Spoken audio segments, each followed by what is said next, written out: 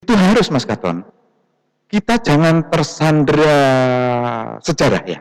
Sejarah boleh, kita ingat-ingat sejarah itu boleh.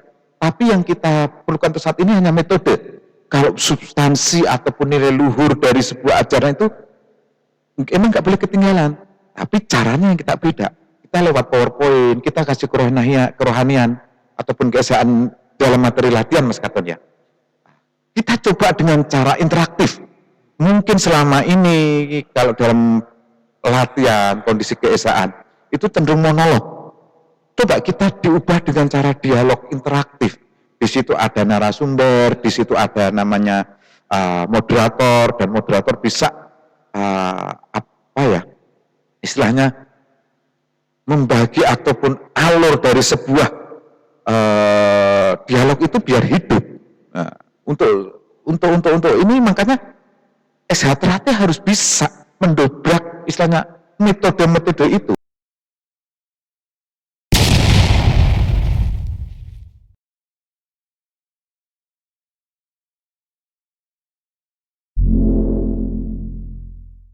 Assalamualaikum warahmatullahi wabarakatuh. Kembali lagi di Ratan Official.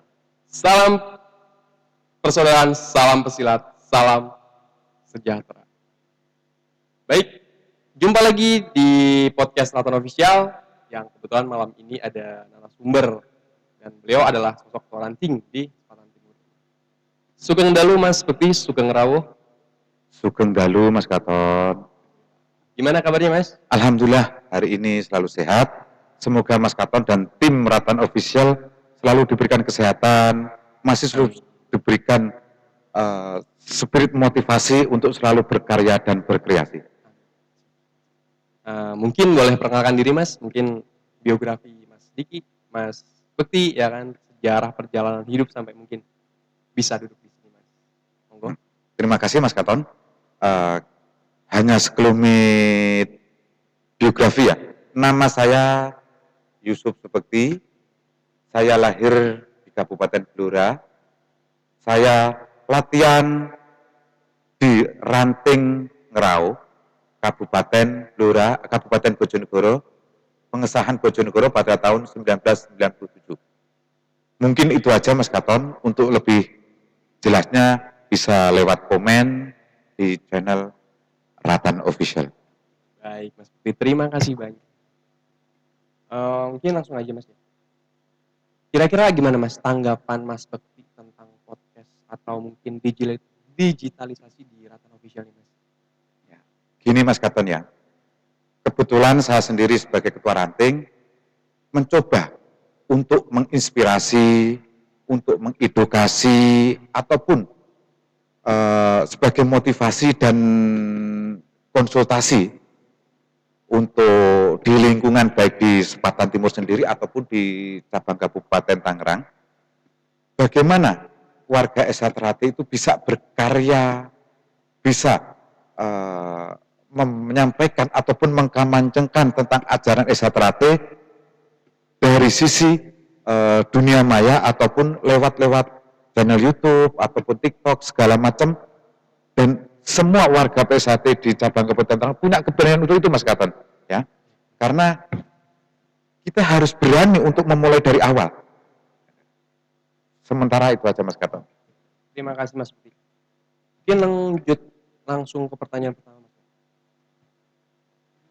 Kalau boleh tahu Mas ya, maksud dan tujuan dibentuknya Ratan Official ini gimana Mas ya?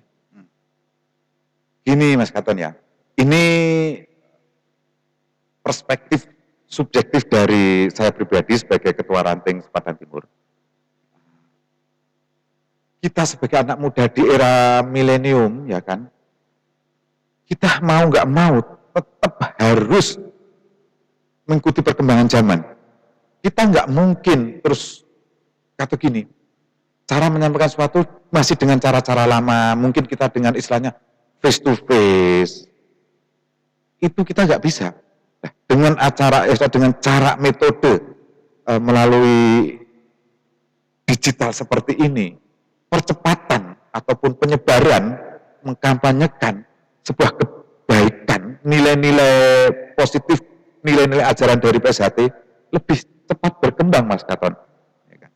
Nah, mungkin itu aja istilahnya untuk sementara. Mungkin nanti ya kan ada penjelasan yang lebih lanjut biar saudara-saudara mungkin nggak salah paham dan nggak gagal paham. Tonton sampai habis podcast ini. Promosi ya Mas ya. Siap. Banget pokoknya Mas. Oke. Mungkin untuk edukasi Mas ya tentang perkembangan PSHT di generasi Z ini gimana Mas menurut Mas sendiri? Metode ataupun cara kita menyebarkan sebuah ajaran baik ataupun ajaran budi luhur, ya kan? Di era di bawah 2000 dan di atas 2000 itu ada sebuah perbedaan.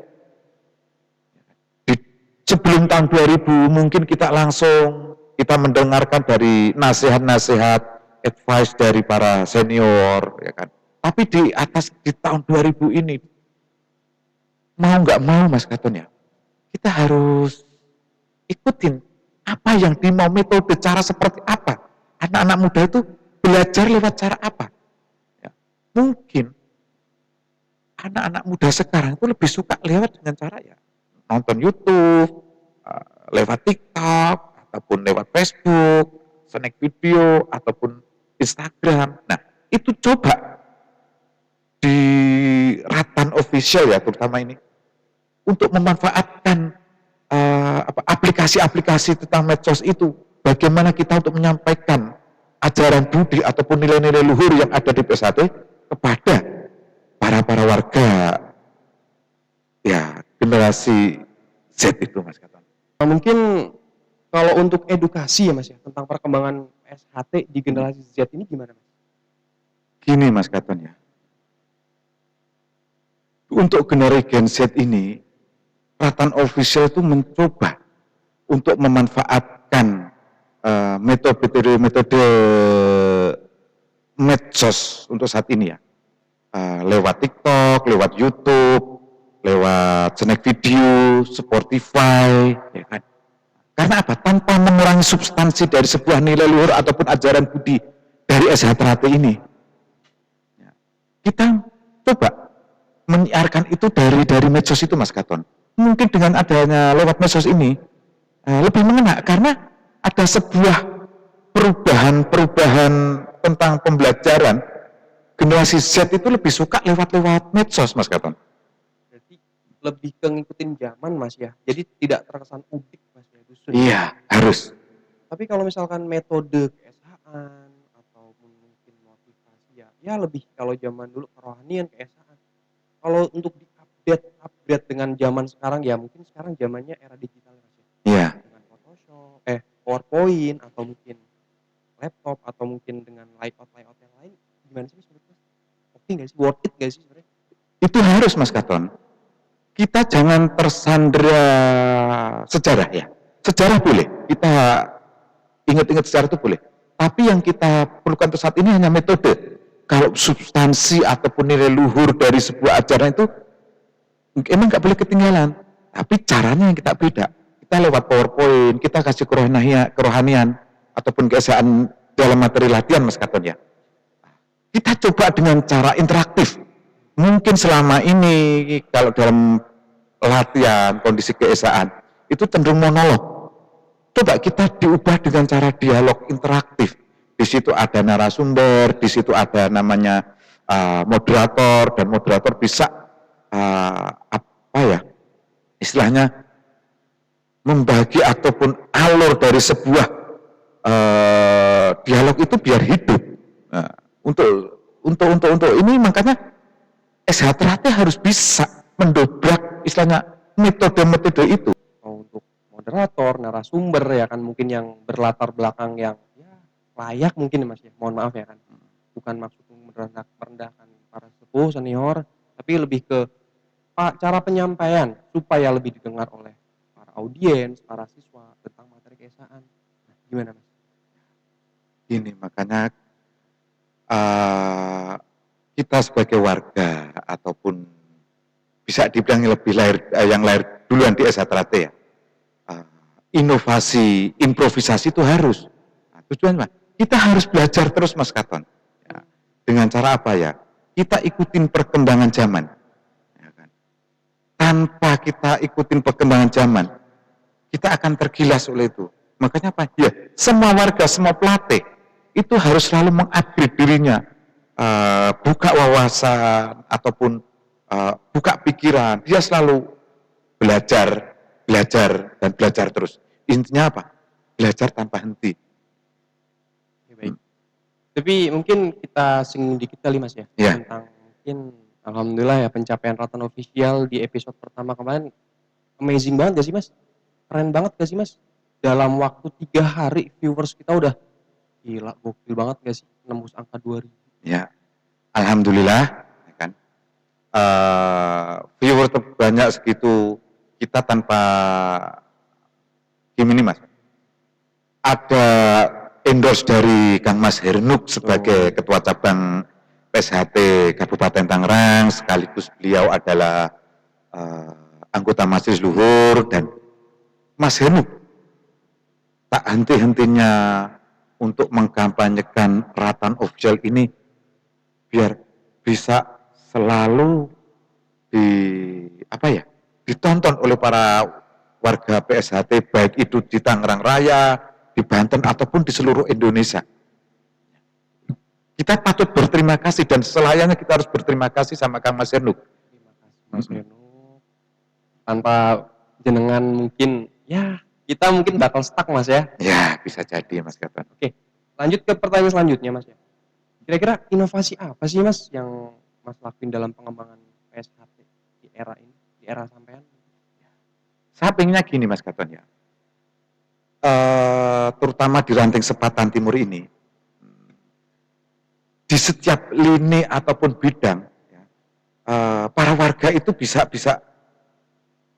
berkembang baik. Cara mengembangkan Isatrat itu, warga itu kan punya skill ataupun punya bakat, punya talent sendiri-sendiri. Mungkin Mas Katon sendiri istilahnya dari segi pembinaan prestasi dan teknik itu menguasai, ya kan.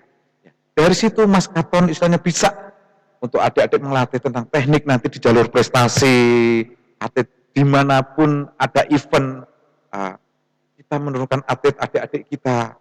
Alhamdulillah mungkin Mas Katon ya, adik-adik kita berprestasi. Dan salah satunya ini, dari sisi istilahnya kita pengembangan lewat medsos seperti ini, orang akan makin tahu. Isatrat itu nggak cuma jago, istilahnya jago pencak ataupun jago berkelahi doang ya Mas ya. Mungkin zaman dulu istilahnya ada namanya jihad fisabilillah ataupun namanya berjihad di jalan Allah. Tapi untuk saat ini apa? Isatrat, terutama di rantai Selatan Timur atau lewat dengan Ratan Official ini ya, kita berjihad melawan namanya kebodohan. Nah, dengan cara yang berbeda. Iya, gitu, dengan cara kekinian seperti ini. Terus mungkin apa Mas ya?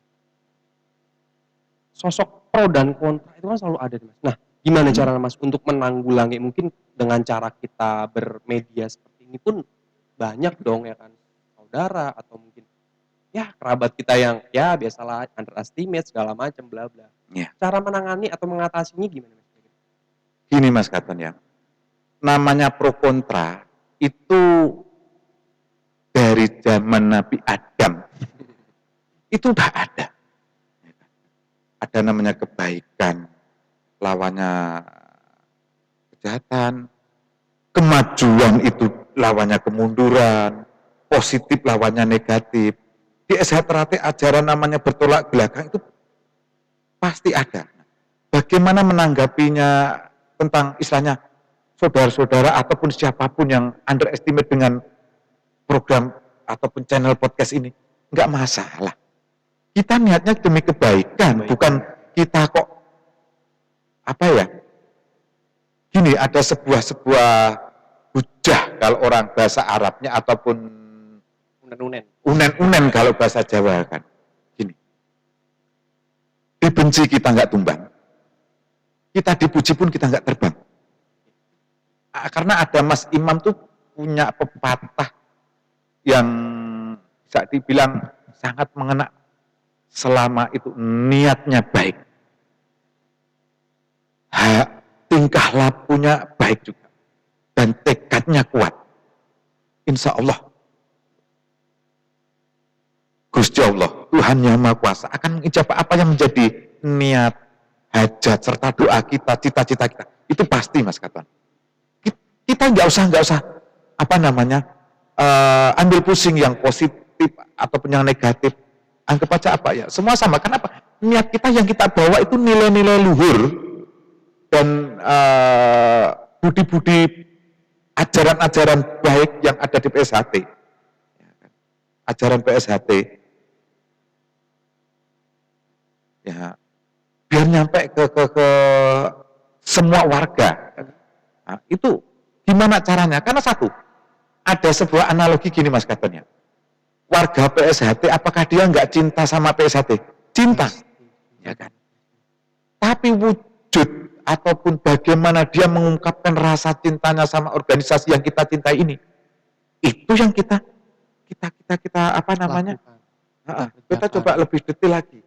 Orang cinta namanya PSHT, tapi nggak bisa mengungkapkan rasa cinta kamu sama PSHT itu kamu implementasikan, kamu ungkapkan dalam wujud apa?